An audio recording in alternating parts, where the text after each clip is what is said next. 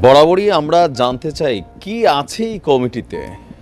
টাকা, ক্ষমতা, ক্ষমতার অপব্যবহার, কিছু না কিছু তো আছে নিশ্চয়ই কমিটিতে। যদি তাই না থাকতো তাহলে কেন ভাই এই ক্ষমতার জন্য ছাত্রলীগ ছাত্রদল যেভাবে কামড়াকামড়ি করছে, ঠিক একই স্টাইলে বৈষম্য বিরোধী ছাত্র আন্দোলনের বিভিন্ন জায়গায় আমরা এই কামড়াকামড়ির দৃশ্য দেখতে পাচ্ছি এবং খুব অবাক হচ্ছি যে তোমরা জুম্মায় 6 মাস হয় না এখনো এই কমিটিকে কেন্দ্র করে সারা বাংলাদেশের বিভিন্ন জায়গায় এতদিন পর্যন্ত যা ঘটছে, আজকে কেন্দ্রীয় কার্যালয়ে তোমরা একে অপরের গায়ে হাত তুলেছ, তোমরা একে অপরকে রক্তাক্ত করেছ, তোমরা একজন আরেকজনকে হাসপাতালে পাঠাইছো।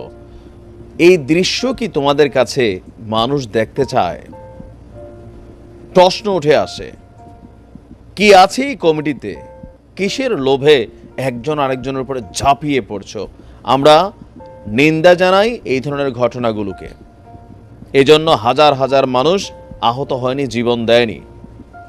রাজনৈতিক এজেন্ডা এক জিনিস, কমিটির সাথে কি কানেক্টিভিটি আমরা জানি না। যাই হোক, ঘটনা হচ্ছে বৈষম্য বিরোধী ছাত্র আন্দোলনের রাজধানীর মিরপুরের থানা কমিটি নিয়ে দ্বন্দ্ব হয়েছে দুপক্ষের। আর এই ঘটনায় 3 জন আহত হয়ে বঙ্গবন্ধু শেখ মুজিব মেডিকেল বিশ্ববিদ্যালয়ে তারা চিকিৎসাধীন আছেন এই মুহূর্তে।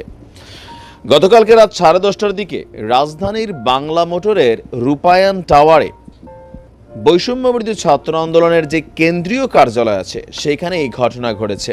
আহত কারা? মিরপুর মণিপুর স্কুল অ্যান্ড কলেজের শিক্ষার্থী নাহিয়ান, ঢাকা পলিটেকনিকের ছাত্র শিক্ষার্থী রনি এবং সাফরান। প্রত্যক্ষদর্শীরা বলছে, মিরপুরের 7 থানা নিয়ে বৈষম্য বিরোধী ছাত্র আন্দোলনের একটি কমিটি ঘোষণা করা হয়। এরপর থেকে শুরু হয় আলোচনা সমালোচনা। বেশ কয়েকদিন ধরেই ঝামেলা চলছিল। এ নিয়ে আপনার পদপ্রত্যাশীদের বিরুদ্ধে চাঁদাবাজি এবং ছাত্রলীগ সংশ্লিষ্টতার অভিযোগ থাকায় পদ দেওয়া হয়নি। পদ না পাওয়ায় আগেই ঝামেলা করবে ঘোষণা দিয়েছিল তারা। যারা পদ পাননি তারা সন্ধ্যা থেকে বৈষম্য বিরোধী ছাত্র আন্দোলনের কার্যালয়ে এসে বাকবিতণ্ডা শুরু করেন। এতে উত্তপ্ত পরিস্থিতি হয়। এক পর্যায়ে হাতাহাতির ঘটনা ঘটে। এই সময় বেশ কয়েকজন হাসপাতালে আপনার আহত হয়ে যান। এখন আমরা দেখছি যে আপনি প্রশ্নগুলো যদি দেখেন যে কি পদপ্রত্যাশীদের বিরুদ্ধে কি আছে, ছাত্রলীগ সংশ্লিষ্টতা, চাঁদাবাজি। তো খোদ সার্জিসে তো ছাত্রলীগের নেতা ছিল, হাসনা তো নেতা ছিল। ছাত্রলীগ করলে যে খারাপ, তাহলে তো সার্জিস হাসনাতের উপরেই তো প্রথমে অভিযোগটা আসে। তারা যদি অন্তরে বদলাই যেতে পারে তাহলে বাকিরা কেন বদলাইতে পারবে না? আপনি বাকিদের বেলায় কেন আস্থা রাখবেন না? প্রশ্নটা এখান থেকে কিন্তু এই যে যারা এখানে বাকবিতণ্ডা করতে আসছে তারা কিন্তু এই অভিযোগটাই তুলছে যে সার্জি যদি আমার বঙ্গবন্ধুরা কান্না করতে পারে, আমরা তো ভাই এত কান্নাও করি নাই, কমেন্টগুলোতে আমি দেখছিলাম। তো তাহলে তারা কেন বদলাইতে পারে না? তারাও হয়তো বাটে বেড়া ছাত্রলীগ করছে, বিষয়টা কিন্তু এরকমই বোঝাচ্ছে। চাঁদাবাজির হিসাবটা আলাদা। ছাত্র আন্দোলনের সেল সম্পাদক বলছেন, কিছু লোক এসে মিরপুর থানায় যুক্ত হতে চায়, তাদের সাথে কথা কাটাকাটি হচ্ছে। এক পর্যায়ে তারা বৈষম্য বিরোধী ছাত্র আন্দোলনের কেন্দ্রীয় নেতাদের সঙ্গে বাকবিতণ্ডে জড়িয়ে পড়েন। কথা কাটাকাটি হচ্ছে, হাতাহাতি বা হামলার ঘটনা হয়নি বলে দাবি করছেন। কি পরিমাণ মিথ্যা কথা তোমরা শুরু করছো! এই যে ছবিটা আমরা দিলাম, এটা কি তাহলে বাবা শিখা গেছো? তোমরা যদি এরকম মিথ্যাবাজি করো, আগের সেই হাসান মাহমুদের মতন আওয়ামী লীগের সারা দিন রাত মানে টেলিভিশন অন করলে এই লোকটা প্রচুর মিথ্যা কথা বলতো, মানুষ এটা তো অস্বীকার করার সুযোগ আছে। তো তোমরা এখন পাবলিক দেখতেছে 3 জন হাসপাতালে ভর্তি, ছবি আইছে, তুমি এসে বলতেছো যে না হাতাহাতির ঘটনা ঘটে নাই। তো এরা নাটক করে শুইছে, তাহলে তো সবগুলারে ধৈরা মানে কি বলা হয় বাস ডলা দেওয়া দরকার।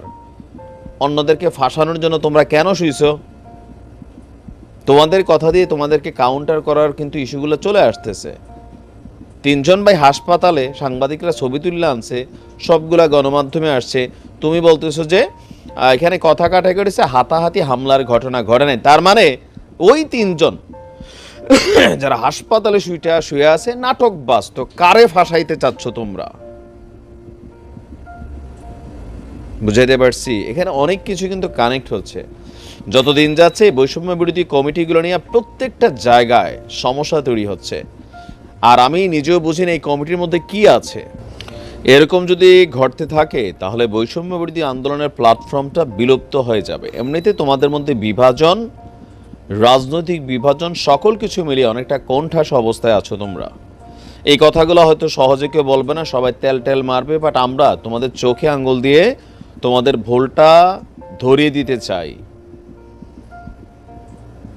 যে এই বিষয়গুলোতে পাবলিক রিয়াকশন কি হচ্ছে, আস্থার জায়গা নষ্ট হচ্ছে। আরেকবার রাস্তায় ডাক দিলে 10 জন মানুষ পাবা না, তোমাদের স্যালারি তো আসবে না। তোমাদের বিরুদ্ধে একে অন্যের বিরুদ্ধে অভিযোগ তুলতেছো, এক সপ্তাহ আলটিমেটাম দিচ্ছ, তুমি আরে বলতেছো যে ভাই তুই দায়িত্ব নে, আমি নেবো কেন, আপনি কি করেন। আপনারা রাজনৈতিক এজেন্ডা নিয়ে বাস্তবায়নের ব্যবস্থা শুরু করে দিয়েছেন। যারা এই আন্দোলনের সাথে সম্পৃক্ত আমাদের শিক্ষার্থীরা ছিল, নারীরা, তারাও এসে আক্ষেপের কথা জানাচ্ছে।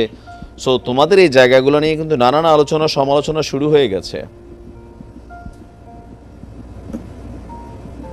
বেশি দিন লাগবে না এভাবে চললে ছাত্রলীগের ট্যাগ পাইতে। যারা পুরান ছাত্রলীগ তারা তো পাইবাই, নতুনটাও পাবা। ভালো থাকুন, সামনের দিকে এগুলাকে ফোকাস রেখে চলতে হবে। হ্যাঁ।